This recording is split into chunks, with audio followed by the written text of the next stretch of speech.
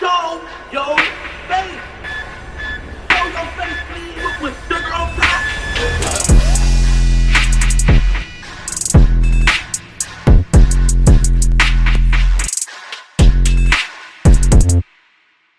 Hey, what's up, y'all? Y'all know my slogan. I don't know it all,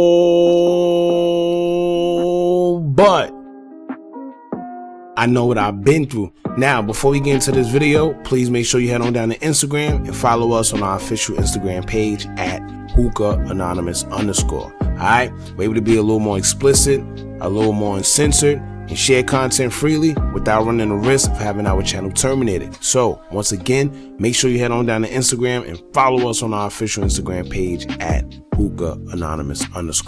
Alright? Now let's get into what you guys came here to see. Now, I told y'all that I wanted to jump into some of the Philly drill because I feel that it may be just as interesting, and intense as Chicago's drill culture as well. Actually, not too much of a difference these days, and with the murder rate being sky high out there, a lot of Philly natives feel that the drill culture, the drill music, is a major cause of it. So I'll be diving into a few stories on certain individuals in the near future to get y'all in tune with what's going on in Philly, because right now it seems like calling it a war zone would be too much of an understatement. Right? So starting it off, we're going to speak on the passing of 27-year-old Reyes De Jesus Rondon, aka Rondo RR. Now, at the time of his passing, he was the manager of Philly rappers Leaf Ward as well as OT7 Quanny. Although he was killed February 7th, 2022, we're just now doing a piece on him because there's a lot of rumors surrounding his death.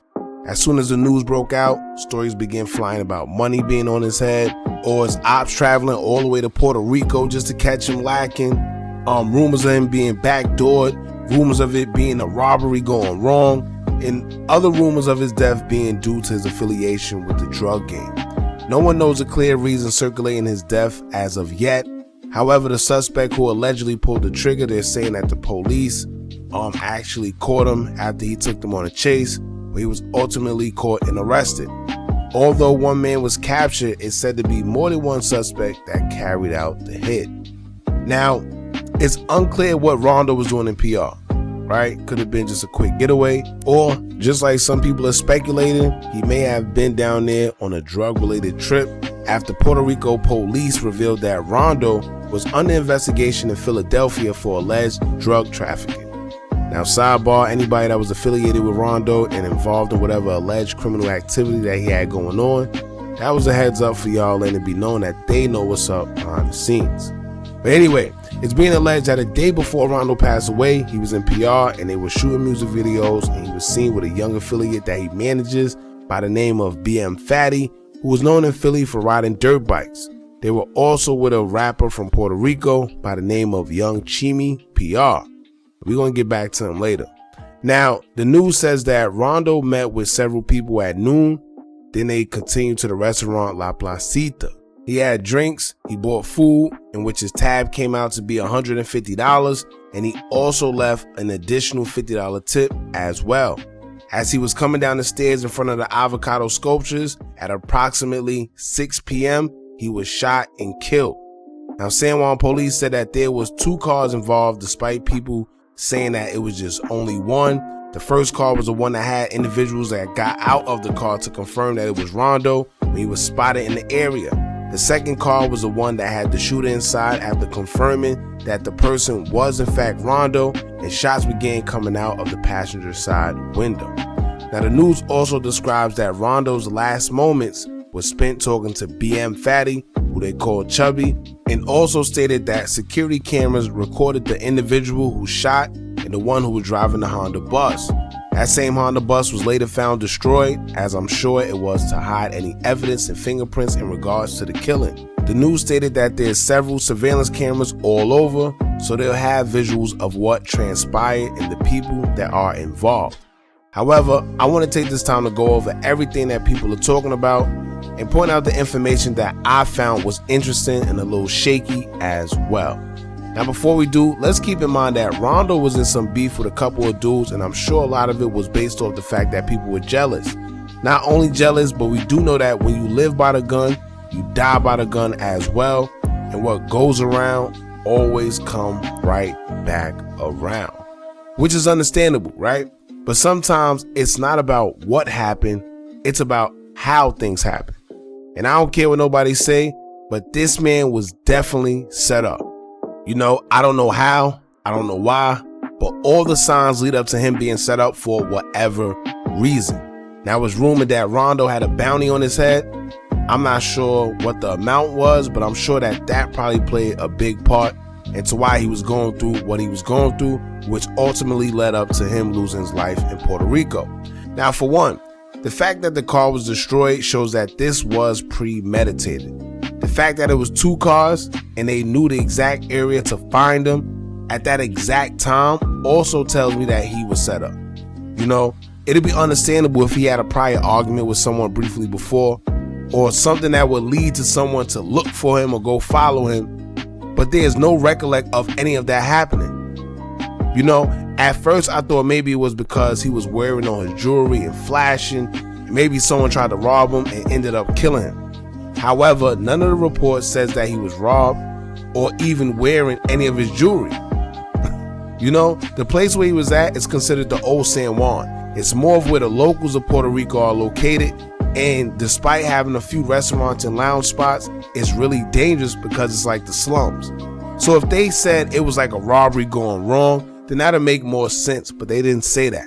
So once again, how do they know his whereabouts at the exact time that he was there? And to make matters worse, reports say that they went back to the room where Rondo was staying at, and his room was cleaned out. You know, they said that nothing was there. I mean, they did say he had $3,000 on his person, so that tells us that he wasn't robbed, right? He wasn't robbed like physically, like, you know, he was just shot and killed. But his room was cleared out. I don't know if they were referring to everything when they say jewelry, clothes, you know, everything. But they said in the reports that his room was cleaned out, meaning they took everything probably. You know, who knew he was staying there? How they knew he was staying there? There's a lot of questions that we could be asking, man, that leads up to just him being set up. Now, when it comes to the people who were shot, the reports say that in the shooting, 2 people were injured by direct impact and another 2 by the fragments of the bullets. Among the injured are 2 women and 2 men. None of them were seriously injured. 2 were transported to a hospital while the other 2 were treated at the scene and were not transported to the hospital due to their minor injuries. So like I said before, Rondo had to be targeted, because even though the reports say they shot from 1 car, they must have real good aim, because Rondo was the only one that was killed. And judging from the gruesome photo taken of his body, he was shot in the head. We will not post a picture, you know, but for the ones that want to find it, it's online floating around. You can see, you know, the whole photo online somewhere. But you can see that the bullet wound to his head looks as if he was shot from the back and it tried to exit out the front of his head. So either they have very, very, very good aim, or something isn't right. You know, they're not telling us something simple. Now, the witnesses who was there said it sounded like a quick 2 bursts of fully automatic gunfire, and that was it. The 2 quick bursts was probably from a switch, but once again, it was way too clean and quick for it not to be a setup, y'all. Now, if you know anything about Puerto Rico, you know that there's 2 sides. One for the tourists, where it's typically more police presence, and then there's another part where tourists are usually told not to go. The only bad part is that that's where some of the best party spots and restaurants are. Now, the 2 sides are the New San Juan and the Old San Juan. Now, the New San Juan is more designed for tourists with fast food, hotels, and souvenir stores everywhere. Then you have the Old San Juan, where you're more liable to see the locals and not too much police. Now, the word around is that PR police don't really get involved with too much out there, period. So there's parts of Puerto Rico where they advise you not to go if you don't know anyone, and especially being a tourist.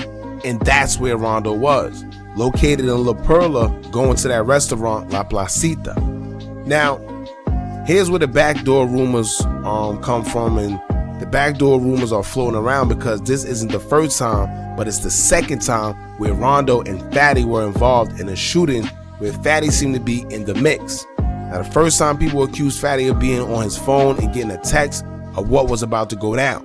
Some people stand by those accusations, and you have those that think those accusations are just crazy. But the fact that Fatty was with Rondo for the second time, which this time he actually lost his life, it's not looking too good for Fatty. You know, whether it's true or not, you have people who don't even care to look into the situation. All they know is that this is the second time Fatty was around Rondo and a shootout ensued. And, you know, bad enough the first time he was accused of setting him up. So now what happens is this. You got people that's not going to care and go with their first instinct. And you know what that first instinct going to be? The first instinct and the first thought is going to be like, well, yo, listen, why every time when Fatty around, you know, a shootout happens? Why every time Fatty around Rondo, you know, he getting shot at? But when Rondo by himself or when Rondo with us, he not getting into no shootouts. That's what they start thinking. I'm telling you, whether he really did it or not, this is what people are going to be thinking, and this is why he got to be saved. And to be completely honest with you, he's the only one that could clear all this up. You know, he's the only one that was around him. They even got the news saying, they call him Chubby, but the news is saying that he was the last person that was talking to Rondo. You know, he was the person that was around for the whole trip. So he's the one that's going to have to clear everything up. I'm sure people are trying to get in contact with him. I'm sure Rondo's people are trying to figure out what's going on. I'm sure it's a lot of confusion right now in the air. Some people want to believe it. Some people don't want to believe the fact that, you know, it's rumors that Fatty has set him up. You know, so it's a lot going on. So my advice to Fatty, whether it's true or not, be careful. You know, but we can't only point fingers at Fatty, because people on social media are also saying that the Puerto Rican rapper Young Chimmy is a person of interest due to his heavy affiliation with the streets and PR. Also, he has affiliation to a man who people are alleging is the one who put money on Rondo's head as well. I'm not going to say his name due to this being an ongoing investigation. It's still open, but the word is that the Puerto Rican rapper was affiliated with that guy, and that guy is salty at Rondo for messing with some guys streetwise instead of him. You know, and this is all alleged. You know, so he put money on Rondo's head because of that. And like I said, keep in mind, this is all alleged, so take it as you like. But anyway, here's an important lesson, y'all. Understand that when you on your way to the top and you doing whatever it takes to get there, just know that when you succeed in becoming that guy and you actually get to the top, you now also become the same person that you used to prey on. In other words, life is a never-ending cycle. The same way you want to come up, you have people who are just as hungry, sometimes even more. So you have to be on your P's and Q's. A lot of people seen Rondo, you know, they see the jewelry, they see the cars, the lifestyle, and wonder why was he even still in the trenches. You know, we can't answer that, but word to the wise, if you have the opportunity to get out the hood and stay out, do so. Do what's best for you and yours. Even if you do come back to the hood and you in and out, that's cool as long as you know how to move accordingly. But if you just there because of your pride, ego, or caring what people think, that's where you go wrong. You know, just remember, who cares what people think? Those same people calling you scared for leaving is going to be the same ones calling you stupid for staying when your time comes.